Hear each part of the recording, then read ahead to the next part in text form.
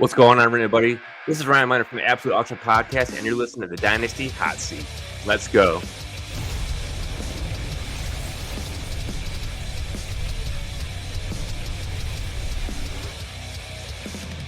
Oh, yes, everybody. We're back once again on the Dynasty Hotseat, the only Dynasty show out there that is certified Inferno. We got a brand new guest on the show. You guys know I love having new guests on the show. We got Ryan Miner here today. Ryan's part of the Absolute Auction Podcast. Catch it over at FF Auction Pod over on Twitter. Ryan, you're here not to do an auction draft. We're here to talk some rookies in a Dynasty Superflex draft, but I'm also going to give you the floor in a little bit to talk to the audience about auction and why it's so great. Ryan, great to have you on the show. How you doing? Great, man. Thanks for having me on. Yeah. So when it comes to like Dynasty, when you want to hear more about auctions, especially when it comes to like a Dynasty perspective, this is where it's a lot more fun because compared to redraft, you're on the clock when you're on the clock. In auctions, you're always on the clock. You're bidding on every player possible. You're trying to fill out your team. You have a $200 budget. So truly, you're like a manager of a team, and you're trying to build it with a $200 salary cap. So what we started a few weeks ago was the Dynasty auction side because, yeah, a lot of people do redraft, but there's also a very little few people that also are starting to do Dynasty auctions. And they can't find the content out there. And that's what we're trying to do is help people find the content out there. So I'm asking people, what are you looking for? I'm willing to help you. Let's help you. Let's switch you guys over from redraft or snakes to auction, because if you think you have all the skills to do it all, auction's the way to go. Yes, it's very time consuming. You're going to need a few hours, but at the end of the day, it's well worth it. I absolutely love that. So if you're a long-time listener to the show and you've never had a shot at an auction league before, make sure you head on over to the Absolute Auction Podcast and check it out. And hey, if you're new here, why don't you check out hitting that subscribe and that like button, everybody, right? That's an absolutely great thing for everyone to do. It's free. Help us out. Hey, we're almost at 1,000 subscribers over here, Ryan. That would be a huge milestone. I'm getting married in July. How cool would it be if I had 1,000 by then? That'd be pretty sweet, right? Oh, that'd be perfect. That'd be the best wedding gift, right? Absolutely. So as your wedding present to me, listeners, hit a subscribe button. Absolutely free. Hugely, hugely appreciated. Ryan, let's fire right into this, shall we? Let's get, so I can get my layout properly. Let's get up the board. Maybe for some fun, Ryan, a couple of players might ask you, if this was an auction draft, how much money would you be spending on them? Just to kind of sprinkle in a little bit of auction action as well. But let's go. We're Superflex. You've done a cracking job, Ryan. You got all the picks on the board. Congratulations about acquiring all of those. Let's start off with the 101. Who you taking and why? Oh my gosh. 101. How can it get any easier than this, man? It's Ashton Jenney. Yeah. The easy 101 at running back. You can't, I don't even care. Superflex, 1 QB, 2 QB, it doesn't matter. He separates everyone from himself. I love him a lot. This kid has RB1 upside. And a lot of people saying being out in the Mountain West or, yeah, I think it's Mountain West or Big 12, wherever they're at. I forget how the whole thing is out there. People don't think that his competition was that great, but it actually was because he actually played Oregon, and they only lost to Oregon by 3. And let's remember how great of a team Oregon was. Ashton Jenney, man, he was, averaging around 30 carries a game, well over 200 yards, and plus, 17 plus touchdowns. This kid has it all for you. If you are a running back needy team, this is a perfect way to start your draft is with Ashton Jenney right now.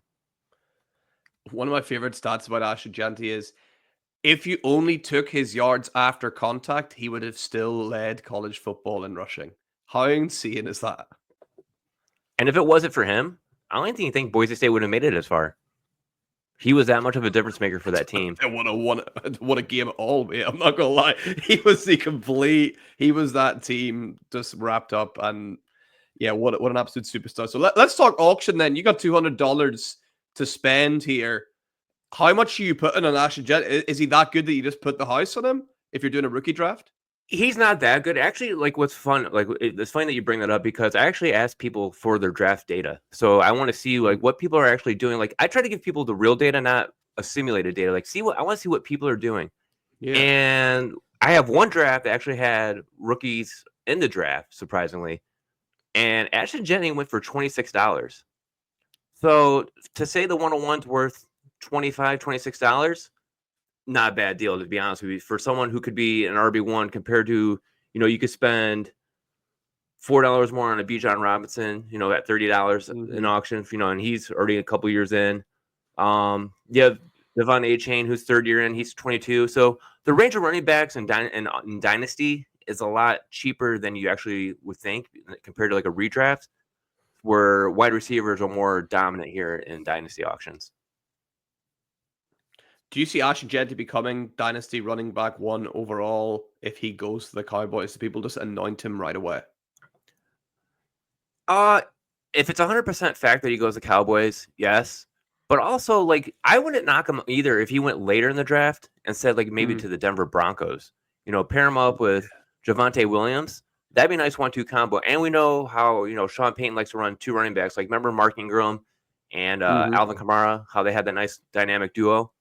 Yep. Maybe we can get that dynamic duo there also. I mean, even if he went to the Steelers, and then after the next pick. So, how long will he last? I don't know. It could be a trade up. So, everyone's dream world is the Dallas Cowboys, but the Dallas Cowboys have a lot more need than a running back. So there's plenty of running backs in this draft, and they can even wait later if they really wanted to. Yeah, it's going to be really interesting to see where Jeanty lands. It's going to be exciting for whatever team ends up with him. So he's locked in at 1-1. Who's right after him at 1-2 for you? Are we doing 1 QB or Superflex on this one? We're going Superflex on this one, Superflex? Ryan. So okay. Those quarterbacks are a bit more valuable. Yeah, so people are going to hate me for this because I like to go against the grain. And if I like to go best player available, and I feel like these quarterbacks are going to be top 5, but I'm not going after the number 1 who I think most people are going to have as the number 1 quarterback, but I'm going to take Shadeur Sanders here as the first quarterback off the board. And what extends him above Cam Ward for you, Ryan? Like Cam, dude, they're like so close. It's not even funny. Like how I almost want to flip them like every day. Like every day is almost like a teeter totter. It's like they're that close. But to go from Jackson State to Colorado, he did not waste any time of adapting from Division II to Division I. Like it was like almost like a great transition to it. Where Cam Ward, he already had it at Washington State and then went to Miami and was still able to carry it on. So they're both very good quarterbacks. I don't think you can really go wrong at either one between Cam Ward and Shadeur Sanders here. But I just like Shadeur Sanders here because he has a little bit more, I feel like, likely upside as a guarantee quarterback for us. So I think these will benefit more managers than anything, as I think his upside is more the longevity upside of him, I think, is better than what Cam Ward will have. Have you been watching any of the training clips that they've been posting together? It is great entertainment if you've not seen it. Oh yeah, it's a lot of fun. I mean, that's why I said it's hard to, I feel like you can't go wrong if you're picking one of these 2 quarterbacks. Like, if you take them at the 102, the next guy at the 103 can have the other one. However they want to build their team. Yeah, and is that where you're going, Ryan? At 103, are you going straight to Cam Ward, or is there a bit of a gap for you? I will go straight to Cam Ward, just because I feel like like I said earlier about the gap between these 2 quarterbacks isn't that significant. But I feel like after this point, the gap between everyone else is where the drop is. So I feel like after the 103, this is where the drop really technically starts, because it's all about landing spot. I mean, yes, we look at the players, we say, yeah, they can do this, they can do that. But landing spot is very crucial. And doing mocks right now is a lot of fun. Like, if it happens, like, we see like, PFF doing all these rookie mocks of, actual landing spots. And those kind of mocks are even a lot more fun to even do because, like, if they actually have the true landing spot, you can actually see a true shift of where these players will go. Like, they could be at the 104, but they land at a bad spot. They could drop down as far as a 108. They're still a first round pick, but they're a later first round pick. So that's the fun about doing mocks. Yeah, and we know from history as well, there's going to be a player that at this time of the year is going in the first round that's going to drop significantly. We see it every single year. It was Sean Tucker a few years ago. It was Bucky Irving last year, and hey, that worked out all right. Troy Franklin, though, maybe not so much. So one of these guys we're going to see here in the first round will will drop out, and that's either going to be really good for value or it's not going to be great for them at all for their career. So it's going to be interesting to find out. Hopefully it won't be pure Cam Ward. So let's go to 104 then. Ryan, where are you going next? I'm going to Marion Hampton, man, running back out of North Carolina. Yeah. This is a great, like I said about Ashton Jenney, this is a great draft for rookie running backs. But there's also a draft from Genty here to Hampton. Hampton is my RB2 in this draft. I've loved him since last year. There's a couple of running backs like, Ali Gordon I was high on going into the season. He definitely fell down my draft board. If he would have stayed where he was, he'd probably easily be the second running back coming off here. But Hampton here, man, like a lot of people have him as like I've seen like he's still a top 5 RB in most people's rankings, but mine definitely solid number 2. He was a track star back in high school, man. And if you ever watch his game tape, you can definitely see him burst through that secondary and get to that next gear, that blazing breakaway speed. And like for his size, he's 6 foot 220. He runs a lot stronger than that. Like he has a power hit when he hits you, and it hits those linebackers right in that chest, man. He's one to walk all over you. He's not going to he's probably more likely going to be a split type of backfield. He'll be a solid RB2 for you if you're looking for that running back to help bolster your team. Like say if you already have like a Bijan Robinson or Jahmyr Gibbs, someone like that, this guy would be a nice solid RB2 because as we see, most running backs are going to be more in a committee, as we've seen majority of the league is already committee compared to like maybe 4 or 5 running backs who are true RB1s. Yeah. But Hampton, 1,700 all-purpose yards for the second straight year. I can see him definitely taking the next step in the NFL level. Yeah, I'm right there with you with Hampton. I've seen a couple of like mock drafts as well. Do you think we might see for the first time in a long time, maybe 3, could even be, I've seen up to 4 running backs going in the first round. It seems a bit unnatural for the last couple of years, but people said it might happen. It might happen, and I can see a lot of quarterback like if it's going to be dependent on the landing spot.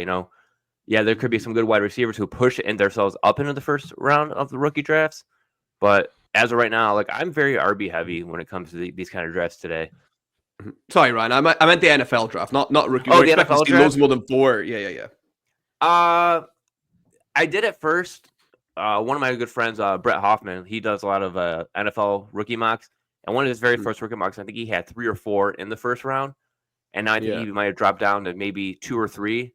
So we could see possibly, I don't know if teams are going to trade up for running back because we know how running backs are very interchangeable where they're not really high class. But we saw what happened this past offseason where NFL teams were signing, top running backs. We look at Saquon Barkley going to the Eagles. DeAndre Swift went to the Bears. That didn't turn out to what people were hoping for, but maybe it will this season now with Ben Johnson at the helm. Yeah. So, and that also means, Derrick Henry to the Ravens. So we see maybe the NFL is starting to transition more into the running game again, where we thought it was pass heavy, but very well could happen. Like it depends on how everything happens at the combine. Also, like if these players are going to boost their stock or drop in stock. I mean, look at Kyron Williams.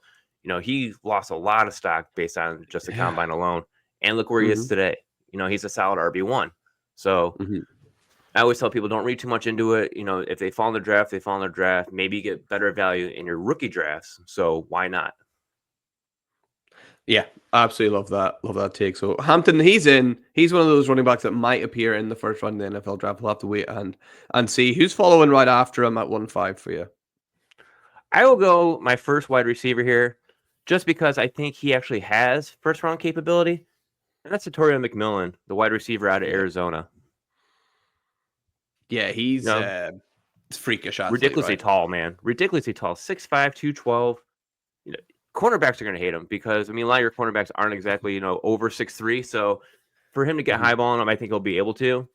He's going to create definitely mismatches against a few cornerbacks, but he has crazy radius to catch the ball.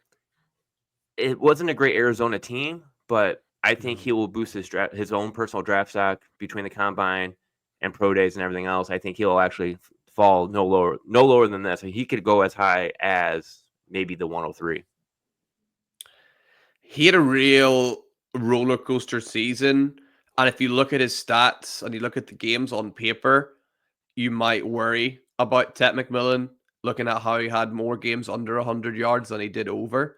But then you Hmm. turn on the tape and you go, oh, I have nothing to worry about. It's clearly like a quarterback issue. It's the Arizona issue, because whenever Ted was able to get the ball, I thought he was superb every single time. So the quarterback play is not going to get much worse, surely, no matter where he lands, right, Ryan?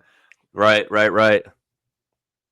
Yeah, he's a freak. I can't wait to see where he ends up. What a great prospect, and he's your first wide receiver off the board. Are you going right back to the wide receiver well, or are you going somewhere else, Ryan? I'm going somewhere else. I'm going back to running back here, just because I said, like, I love the running backs in this class, and I'm gonna go with Crenshaw Junkins on this one. 6 Ooh, foot, yeah. 218 out of Ohio State. This kid has it all. He last season he was at Ole Miss, dominating performance. A lot of people looked at him as basically like he could have been the RB1 of the class if he would have stayed at Ole Miss, and could have actually dominated it if he would have just, because he would have had the backfield to himself. He had no one there to actually take any carries away from here. But then you go transfers to Ohio State. Trevion Henderson's there. I thought that was actually knock him down, actually hurt his value, but it seemed to actually balance him out as they had a nice, definitely 1-2 punch.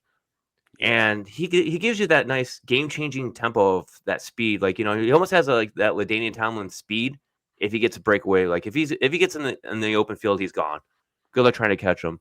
He's not exactly as wiggly as I'd like him to be. He kind of runs a little bit tall sometimes and tends to take quite a few hits. But racking up over, 3,000 all-purpose yards and 34 total touchdowns playing the SEC, it can say quite a bit about these type of players. And, like I said about the game-changing style he has, he can have that upside to have RB1 weeks for you. So, once again, depending on Lindy's spot here, I love him a lot.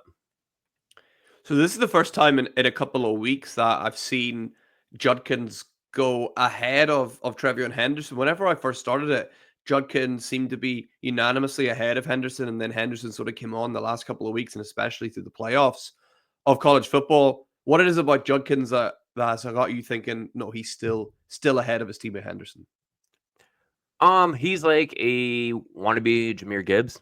I feel like in a way he plays, he has that speed, he has the catching ability, where I'd say Henderson's more like could be a plotter. Yes, he can also catch the ball, but he's also like the Dave Montgomery of this backfield. So it's like that's how I like to compare the two. I compare it to the Detroit Lions backfield in a way, not exactly like that, but very close to being like that. Watching those two play like that. That's Sonic and Knuckles. Yeah, gotta love it. Yeah, Absolutely. exactly. So Judkins he's locked in. Who's going at 1-7 right after him? I'm gonna go back to the quarterbacks because I feel like it's gonna be great. I'm gonna go Jaxson Dart here. Nice. As my QB3. I think a lot of people are sleeping on him. Agreed. And I think he's just gonna boost. I mean, he had a good Senior Bowl, which I wasn't surprised. I think he's gonna have a good combine, and I also think he's gonna have a good pro day. I think he's actually gonna be one of another quarterbacks that could be also going in the first round of the actual NFL draft. I could see him going as high as I could see him in the 20s. I'd say maybe to the Steelers, because they don't know what direction they're going. Are they going to sign Russell Wilson? Are they going to sign Justin Fields? They need some type of QB presence there. Even if you get Justin Fields and you have him there as a bridge quarterback, that's perfectly fine. You can have Jaxson Dart sit there for a year. That's okay. No big deal. So he'd be one player I'd be willing to take a chance on here just because of what his abilities are. I mean, he actually took that team and put it on his back this year. So I loved it a lot, seeing the way he played. And, I mean, there's even a possibility, like, I could even be wrong, and he can go top 10. That's how good he is. You can't predict that after last year. Like, where those quarterbacks went, we know teams are just thirsty for quarterbacks. Wouldn't shock me at all. After last year, I'm unshockable with these quarterbacks now, Ryan.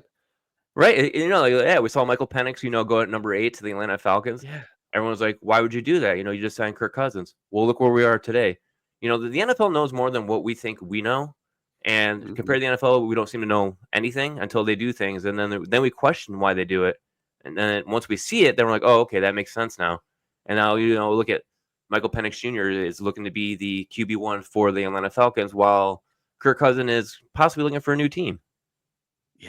Yeah, it's crazy. So I wouldn't be shocked at all to see Dart go up there. If you're wondering, watching at home, what is Jaxson Dart's upside?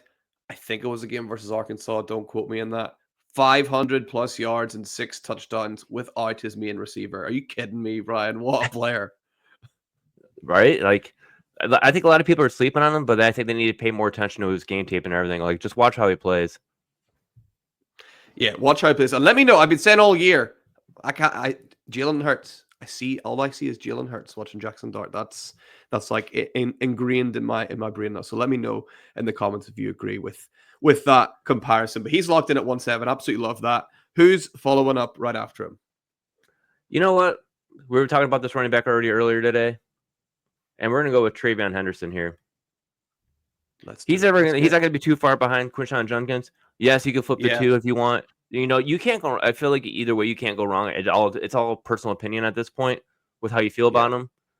But you know, once again, he's also a dual threat weapon. He can run the ball. He can catch the ball. I just like Judkins just because he has that top end speed. For Henderson, you know, big play receiver because when he's big, man. I mean, 5'10", 212. He's a big little guy. That's why I like to call him big little guy. He's like a tree stump, you know. But he doesn't play that way. Like he plays a lot bigger than that. Like I don't understand how he's 212. That doesn't make any sense because he doesn't look like that with the pads on. Compared to when you look at Judkins, because he looks actually a lot bigger than Judkins. But his like anytime you see his athleticism, it's always on display. Like if he gets through that line, the offensive line gets past the defense, it's on display, man. He can cut, he can make the moves, he's willing to outrun defenders, and basically he's a big play waiting to happen. In all honesty, yeah, that's exactly how I described him a few weeks ago as well. Just a big play waiting to happen. So I love Henderson going in the first round as well. These running backs, they're on a roll here. Are you going right back to running back at 109? No, actually, I'm gonna switch this up today, and I think at the 109, this is as low as I'd probably let him go. And tight end premium or not, I like this tight end a lot. I'm gonna go with Tyler Warren, the tight end out of Penn State. Love that. 6'6", so much 257, fun, right? man, 257. This would be the player I'd love to see go to the Denver Broncos. This would be the Taysom Hill that Sean Payton loves, but this would be Taysom Hill on steroids because no one knew who Taysom Hill was until, you know, within the last few years when he actually started doing all these playing quarterback, wide receiver, running back, tight end. At Penn State, that's what Tyler Warren did. He played every position there. He lined up at tight end. He lined up as a halfback. He lined up at wide receiver. He could do it all. And that's what I like about him a lot. You know, what did he do? I think he broke many records also there too, if I'm correct. Yeah, especially for tight end receiving records. He didn't play. Was it Theo Johnson was there last year, and he didn't really get a chance to fully break out until this year. But he just grabbed every chance with both hands. And I see that top you're wearing, and for you to take him ahead of your boy, that says something, right? Yeah. I'm a big Michigan fan, but no, like I love the Big Ten football. And when I saw Tyler Warren, I'm like, I can't put him as no one else. He has to be my tight end one. You know, I love Colson Loveland, but I'd rather have Tyler Warren over him. Barely, but still. But I mean, like maybe we'll get a chance to talk about Loveland a little bit later. Oh, we will for sure. But looking at Tyler Warren, you know, like I said about the whole Taysom Hill, he has the same type of upside. He scored a touchdown as a passer, a rusher, and a receiver. So he had a huge run after catch ability. We saw him in the college football playoffs. They were basically trying to look at him, and no matter what format it is, because you can line him up anywhere. Like he's almost like comparable to. I hate always saying this, but I always like to say like Aaron Hernandez play style in the NFL because they were able to line him up anywhere and everywhere besides quarterback. But, you know, Tyler Warren can actually be that type of player who could be the hybrid of Aaron Hernandez and Taysom Hill put together. Yeah, he's got to be so much fun to watch. I hadn't thought about that Denver Broncos spot before, but I love that. I love that one. That would be absolutely amazing for his stock. So he's locked in at 1-9. Who's going at 110?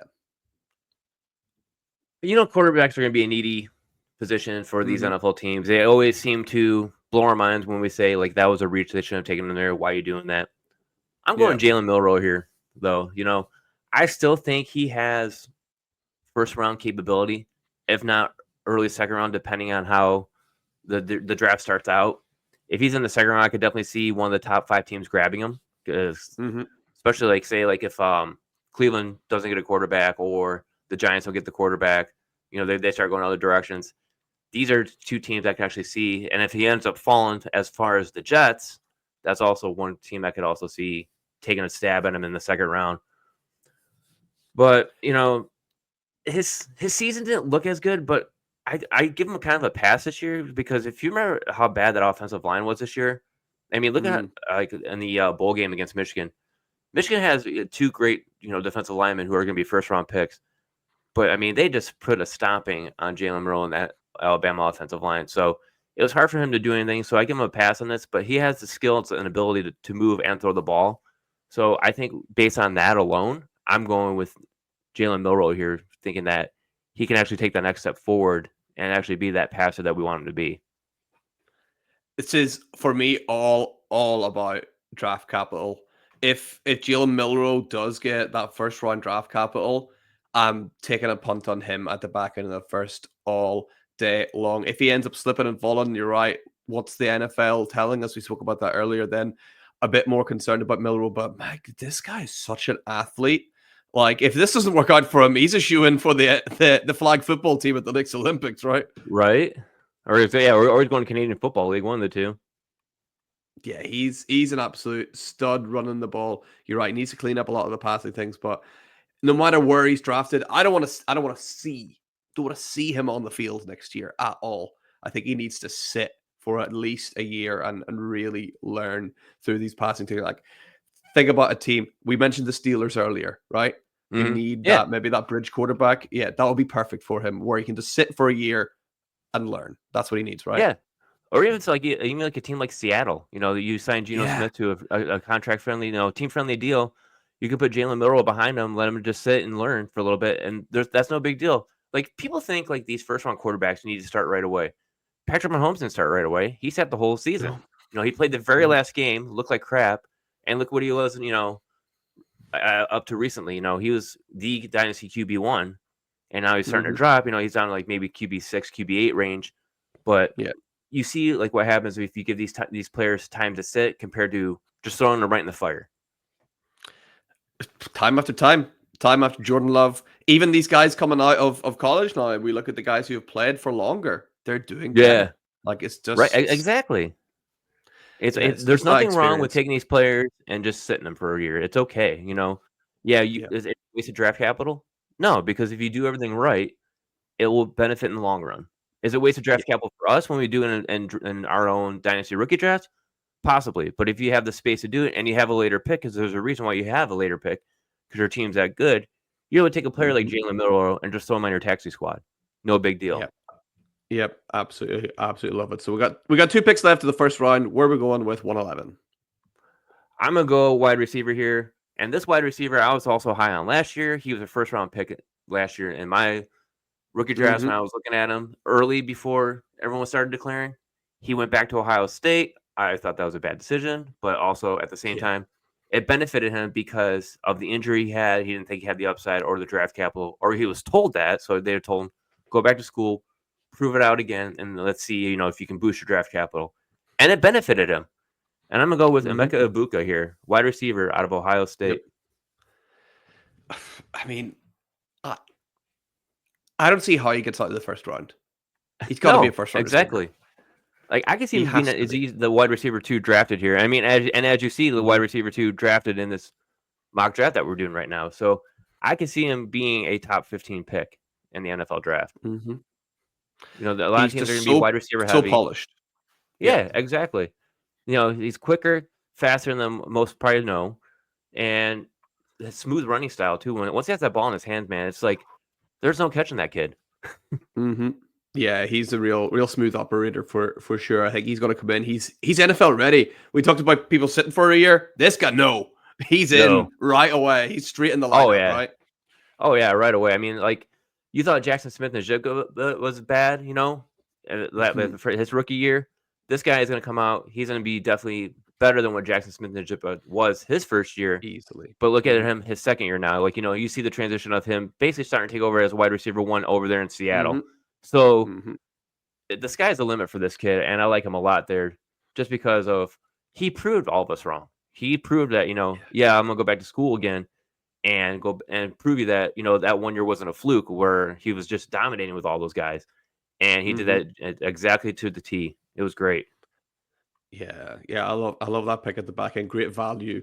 Getting a guy like Ibuka, it shows you the strength of this class. You can get a guy like him at 111, and you're getting another great guy at 112 as well. I'm sure. Where are you going with your last pick of the Oh first my round? god. Like if I'm at the 112, dude, I am running to it and hitting draft right away because this is one running back that I like a lot. And he could definitely be moving up in a lot of people's rankings, depending also where he lands. Hmm. But I'm gonna go Caleb Johnson, running back out of Yeah. Iowa. This kid is a plotter.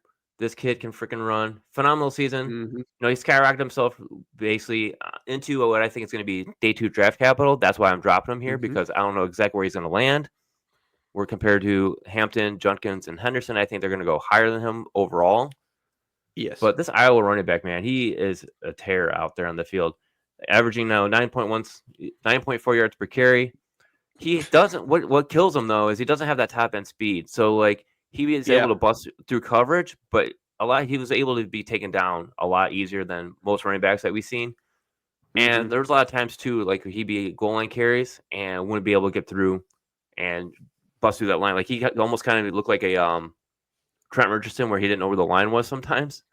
So that's the only downside I have of him after I watch some of his tape because he wouldn't exactly follow his gaps or his holes. He doesn't have that top end speed, and he would try to bounce it and then sometimes just get hit in the backfield. Yeah, he's the one. I think the first four running backs that you have, I mean, clearly for Janty, but for the other three, there's at least a pathway for me for them becoming like the bell cow back of their team. I don't think Johnson's quite good enough to get that bell cow role, but he's going to be a hell of a 1-2 punch with another back somewhere in the NFL. He's a real north south guy. Like he'll be that Knuckles, right? If a team's got their Sonic, right? Yeah, he'd be good. Like say, like you could pair him up with Joe Mixon down in Houston. I think that'd be a good pair up with him. Yeah, No, not that's what exactly a plotter, but someone to help between the 20s for you. Yeah, I really like that a lot. And that's your first round finished. Before we'll go on into the second round, just a reminder, if you're watching this video, hit that like and that subscribe button as well. Remember, it's my wedding present, guys. Come on, what are we doing here? Let's get me up to 1,000. So, Ryan, for round two, we're gonna pick up the pace a little bit. You're gonna give me three names, and we're gonna choose one of those names to focus on. So, could you give me your 2-1, 2-2, and 2-3, please? All right, so right here, I would go Colson Loveland. I'm going another tight end. I'm going my Michigan man. Yep. Yeah. Oh man, that's a hard one because I'm going back running back here again. I'm gonna go Dylan Sampson, running back out of Tennessee, Nice. and then, dude, this is so hard. Like where it starts getting here at this point because if he didn't declare, I would go Nick Singleton, but he declared, Yeah. Yep. and I can't. Like people are probably gonna question you why I don't have Travis Hunter on here, and Mm-hmm. the quick answer to that is he's going to go to the combine as a cornerback. So there, that's why I Yep. have him out of my list in general. That's fair. Yep. So, oh my God, who would I take here real quick? As I'm thinking of them. Oh, you know what? I think I'm gonna go Woody Marks, the running back out of USC. Ooh, Woody Marks. Love it. Woody Marks. Let's get him locked in. We're going to choose one guy to talk about. Ryan, I can't not let you talk about your boy Colson Loveland. How could I do that to you? Talk to me about Loveland. And I mean, he's done so much for Michigan football. He was Michigan football last season. I mean, we had the Yeah. running game, but he was the wide receiver one as the tight end, which is not exactly what you want your college football team to really be based on. But when you have a Mm-hmm. quarterback, you have three quarterbacks that barely make up one quarterback. Colson Loveland was still able to produce, and he looked phenomenal, man. Like he's a good blocker, a good pass catcher. He could he be this year's Brock Bowers? No. A lot of people could think that, Tyler Warren too. No. I don't think it's going to happen. But we like the tight end rookie hype. The tight ends are actually becoming more productive faster compared to what it used to be Yes. because the tight end position is the hardest position to like adapt to from the college level to the NFL level. But to have like when you hit the second round, like this is where you start throwing darts, I feel like, and this is a great dart, especially if you need a tight end or you even don't even need one. It's always good to have that additional depth because this could be a possible great trade piece. Mm-hmm. And this is one that I definitely love. You know, his profile would be up there probably with Bowers. They probably might even put up there, say, like Trey McBride and Sam Laporta. That's how great of a tight end he is. You know, he'll definitely be a contributor wherever he goes. If he goes to the Chargers, Jim Harbaugh's boy right there, man. I mean, come on. You know, it doesn't get any better than that. That team definitely needs a lot of more weapons to help out Justin Herbert here. That'd be a beautiful weapon for Justin Herbert. And I think he could, if that were to happen, I think he could actually flip with Warren here and actually be the tight end one of the class. So, if you see that, you know, he could be the top rookie tight end. Love him all around. Probably one of the best prospects we were up there with Tyler Warren. Yeah, I've been saying that Chargers spot all off season as well, Ryan. It just seems like a match made in heaven. So hopefully we do see Loveland there with the lightning bolts on his jersey. That'll be great to see. So he's our focus player for 1, 2, and 3. Who's next at 4, 5, and 6 for you? 4, 5, and 6. I'm gonna start going wide receivers here. Okay. And the hard one to pick is which one to go with, because a lot of people will say it would be Isaiah Bond. And I just didn't see it in Isaiah Bond to go with him here. So one I would actually probably go with would be Luther Burden. Yep. And that's just a dart throw here, just because I don't know exactly where to place him, because a lot of people liked what he did last season, but this season, like, he just didn't. I don't know if he just looked lazy playing, but to me, it just seemed like he was just not putting in the effort he should have been putting in, like he did the season prior. He looked frustrated. I agree. Yeah, so it's like I'm like, I can't really do anything like that. My next one, I'm going with Jackson Dart's teammate. I'm going to go with Trey Harris. These two might flip. I actually might flip him and Burden over, depending on how I really start feeling and see how the draft goes. But, you know, he could actually be one of the best options here at wide receiver. And if you land him in the second round here, you might actually love it. You know, he racked up over 3,500 yards, 29 touchdowns, playing for Louisiana Tech and Ole Miss. So, yeah, it's nothing to, you know, blink at here. That's definitely something to look at. And then where are you going with your 6? With my 6th one here, ooh. Is this too early to go Devin Neal, the running back out of Kansas? So. You know, it's like, I don't think so at all. Right? It's like, oh man, it's like a lot of people might say him, you know, maybe at best the end of the second round, but looking here, it's like I like this running back a lot. You know, he has quick feet, varies his speed, and you know, and it has great pursuit angles, and can elude one tackler after another. So a lot better than what people think. He had a great Senior Bowl too. He definitely boosted his stock there.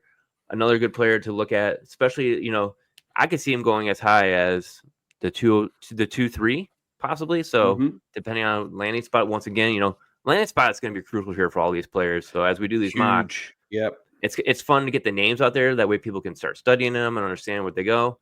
That way you're prepared for the NFL draft, knowing what you're looking at. But yeah, I like this guy a lot. All right, so we kind of covered loosely the basis of all 3 there. Is there a guy that you want to jump into more in depth about out of those 3, or do you want to move on to your next 3? We can move on to the next 3. Let's do it. All right, let's go ahead. Let's look in 2-7, 2-8, and 2-9 then, shall we? Sure. We'll let's see. We'll take Garrett Newsome here. I'm gonna go for another quarterback. Ooh, okay. Now, I think he's going. If not, yeah, he's not been uploaded yet onto. Oh, so he probably went back. Yeah. I'd have to look back. Sure. I've not seen him declaring yet. All right, so if he didn't declare, I got another guy. We can go Harold Fannin Jr., the tight end out of Bowling Green. Yes, nice. I'm going tight end heavy here. Love it. You know, a lot of people tell you if you play tight end premium, this is where you want to go.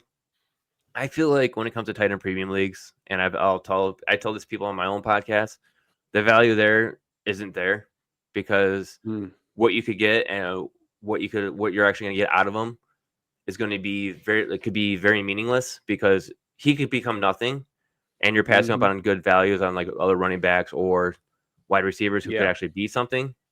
Yeah. So he'd be one I'd be willing to take here because of his upside, because he can still play wide receiver. So, you know, you got Tyler Warren, Colson Loveland. He's not that big, is he? Like, he could easily play receiver. Yeah, he's 6'4", 230. So he is actually a lot bigger than most people think. Is he? Wow, he does Yeah. not look. I'm looking forward to having that measured. Like I'm not sure about that one. Like we'll see at the combine if he's still 6'4", 230. But yeah, that's well, maybe he is. Maybe I just didn't see her. Maybe he runs slouched over. Yeah. No, I mean, like, he's definitely a great tight end to look at. He's definitely a dump off option. Could he be a great Yeah, pick for, let's say, the Indianapolis Colts? As Anthony they Richardson take the need next one. step forward. Yeah. They need something there to help Richardson out. Jonathan Taylor can't do it all. The receivers can't just Mm-hmm. run deep. They need someone to kind of dump it off to. This would be a great dump off option for Mm-hmm. Richardson if that transition was able to happen. So that's one player I like there. Love it. Yeah. And then what about 2.8 and 2.9? So 2-8, I'm gonna go Evan Stewart, the wide receiver out of Oregon. People are gonna hate his Love it. size, but the NFL Mhm. doesn't seem to care about size anymore. Let's not True. forget, this guy has straight speed, Oh, dominant. he's coming up. I've never seen this before, Ryan. Sorry to interrupt you. Player Evan invalid, Stewart is huh? coming up. Player invalid. Shout out player invalid Evan Stewart. I wonder why that's coming up, but just so you know, watching at home, that is not P invalid. That's Evan Stewart. Talk to me about Evan Stewart. Dude, this kid has the ability to be a game breaker. Elite level agility and jumping. Like I said, the size doesn't matter. A lot of people are gonna knock it Yeah. 6 foot, 175 pounds. It's the weight that we're gonna knock. They like the height. Mm-hmm. Okay. The weight. Oh, I don't know. He's a lot lighter than that. Okay. The NFL doesn't care about the size. JSN is light. Devonta Yep. Smith is light. So Yep. we need to move on from that red flag of saying that's a red flag, because it's not a red flag anymore. It's more of a benefit to these teams, because these small guys have the elite speed. And especially, like, he could even start out as, if you have kick return points or punt return points in your leagues, this Yeah. would definitely be a guy to actually go after.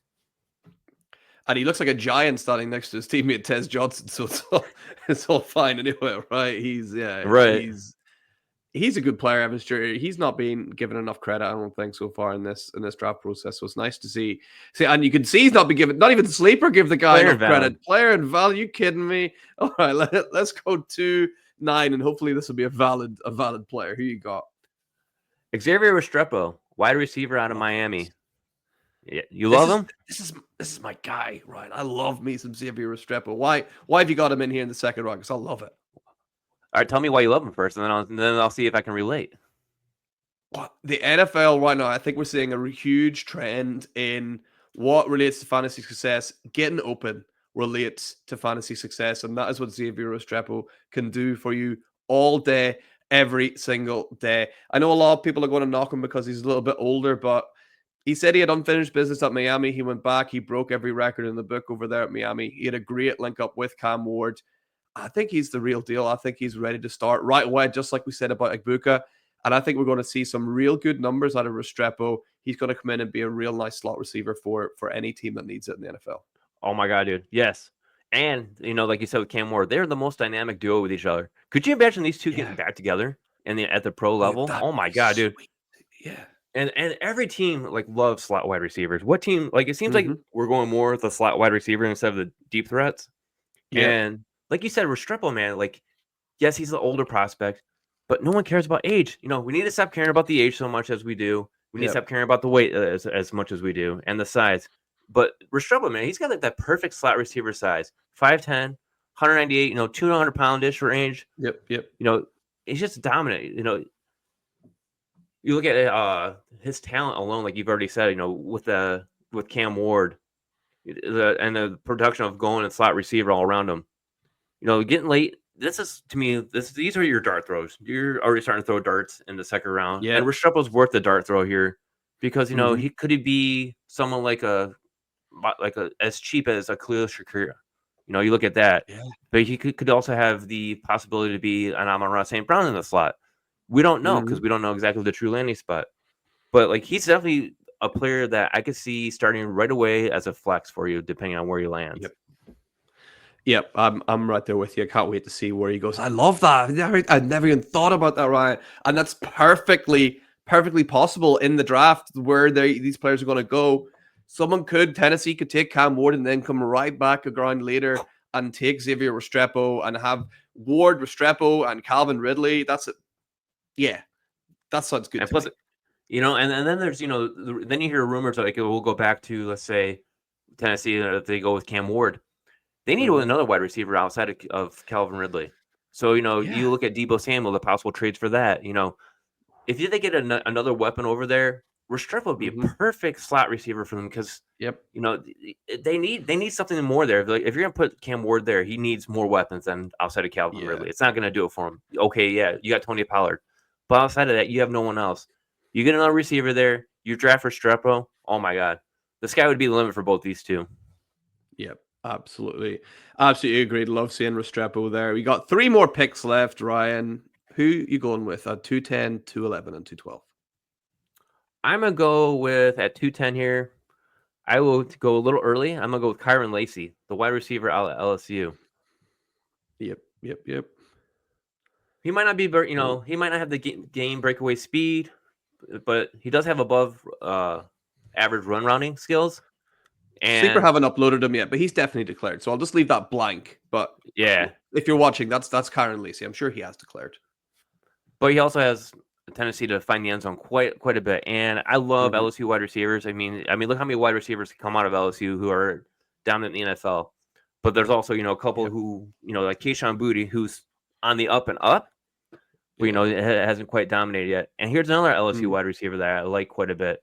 So, coming to LSU, I like to call it wide receiver U. Being available at this point, he might not give you immediate return right away, but definitely gives you a depth piece that you could add. Yep, love that. And then who's right after him at 211? I'm gonna go with back to another running back, as I love my running backs here. I'm gonna go with Jordan James, running back out of Oregon. Nice. Yeah, he's crafty, right? Jordan James. I like me some Jordan James. Right? I mean, and taking him here this early, I like it a lot. He's like a mini version David Montgomery in a way. He has that speed. He has the thrive off contact. He is able to, impressive yards after the carry. I think it was like around 4 or above 4. So he definitely has what it is to be the somewhere in a 2-back system, like we said before. So you pair him up with another running back, he'd be definitely a good plotter to have. He's probably more of a day 3 type of player in the NFL draft. Probably. Go as early as day 2, but probably 4th round. I could see him going as early as. Yep. If something were to happen to a player, he has RB1 upside. Yeah, just all he needs is a chance, and he's good enough to get a chance for sure. And who's the last guy in the second round for you then, Ryan? I'm gonna go with one guy I loved a lot last year, and he fell off this year. And I brought him up earlier when we first started out. I'm going with Ollie Gordon here. I think they're gonna look back at more of his junior tape and not what he did this past season, because it was huge. It was night and day difference between the 2 seasons, and last season was just horrible for him. But he didn't look more like himself last season. Like, he was the winner of the Doak Walker Award for best college running back 2 years ago, and then last year basically knocked himself out, and is basically not going to be a 3rd, 4th round pick at best. But if the team's looking for that strong between the tackles guy, Ollie Gordon's your type of man. I like him a lot here. So he'd be one person I wanted to get in here just because I wanted to talk about him. That's why I took him at the 212 for you. Nice. I love that. And that brings us to an end of your 2 rounds. But Ryan, I'm not going to let you go anywhere because we got a few little things to talk about. As I know, I can see you're a big Michigan fan. I got you in the seat. I may as well ask you about 2 players in particular. One I thought I really liked, and he fell off, and one I really like as a sleeper pick. It's your 2 running backs. What the hell happened to Donovan Edwards? And I like Khalil Mullins. I'm not going to lie. I love Khalil Mullins. That's funny that you brought up Donovan Edwards, because he should have went out last year. I think he had a better opportunity last year after the championship. But with the way the running backs were going, he thought maybe coming back for one more run would have been a benefit. But I felt like when he was running the ball, like watching him run the ball, it was like he was being overly patient in the backfield or running to the back of his line, and he just couldn't get anything. It'd be 2 or 3 yards and nothing else. And then there'd be games where he would hit, and you see, he's gonna boost his draft skill potential up here, and it didn't happen. But Mullins, on the other hand, this kid, he's a sleeper, definitely a nice sleeper. He can do a lot between the tackles. He was definitely the better back of the 2. So a lot of people might say they'll take Edwards based on name, but I would go Mullins over him easily, just because Mullins has the better vision and the better ability to break tackles compared to what Edwards does. Edwards has the athleticism, but Mullins has the true game ability. Yeah, and he's a guy, he's not been playing running back that long as well. So it's really good to see what he's done so far. And just one of those guys, he's going to tear up the combine. I think that's whenever, sadly, I like him as a sleeper. That's going to maybe it's going to be more public domain after the combine when people see Khalil Mullins running about at his size and see what he can do. So that is unfortunate. Speaking of sleepers, do you have any, Ryan, that you would love to share? Any guys who are like, you know what? They didn't quite make my top 2 rounds, but I've definitely got my eye on this guy for like rounds 3 or 4. Yeah, like round 3, if we were to start right now, I'm going to go with Cam Skadaboo, running back out of Arizona State, just because of what we saw him do in the play. Like, if you didn't watch the college football playoffs, you missed a lot. But if you saw what he was able to do against Texas, he basically put that team on his back. Like, he was running the ball. He was catching the ball. He was doing it all. Definitely put himself on the map a little bit. And he's definitely one running back I love a lot. Definitely would be taking him as this high, no problem at the right in the beginning of the 3rd round. And it's going to be amazing to see what type of role he actually gets and where he lands, because he will be drafted. I'd say he's more of a day 3 pick, but he could be round 5. I think as a pick for him. But wherever he lands logistically, wherever running back, wherever team he ends up on, I think he has a possibility to actually be a RB2. Yeah, I think you're absolutely right there with Cam Skadaboo. His value's all over the place at the minute. I've seen him go in the 3rd round as a sleeper. I've seen people take him in the end of the 2nd, early 2nd. Garrett Price from Dynasty Nerds on here, he took him in the 1st. So his value is, I've never seen a player whose value is all over it. His draft capital is going to say a lot, but I love Cam Skadaboo. He's going to be a lot of fun to watch, just like this was a hell of a lot of fun to watch as well. Ryan, mate, thank you once again for coming onto the show. Before we get going here, can you just remind everybody listening, where can they find all your great work? You can find all my great work on YouTube, actually, because I haven't really written much. So you can find it at Dynasty Auction Podcast. So, or not Dynasty Auction, Absolute Auction Podcast. I'm sorry. We're just doing a lot of Dynasty content right now, and I'm stuck in the Dynasty mindset here, so I came out wrong. But yeah, Absolute Auction Podcast on YouTube. Subscribe there. If you want to try any type of auction stuff or you're questioning it, feel free to hit me up on X, Ryan Miner _FFB. I'll be more than happy to help direct you. If you guys have any questions about it, I can always make videos on it. So that way, if it's there, I'll have the content out there for you guys, because that's my main goal, is to give you guys everything you want when it comes to auction related items. Absolutely love it. Get over there right now and hit that subscribe button on Ryan's channel. Ryan, once again, thank you so much for coming onto the show, and thank you everybody at home for tuning in as well. And remember, for anything Dynasty you need to know, keep it locked on the Certified Inferno. I'll see you next time. Bye-bye.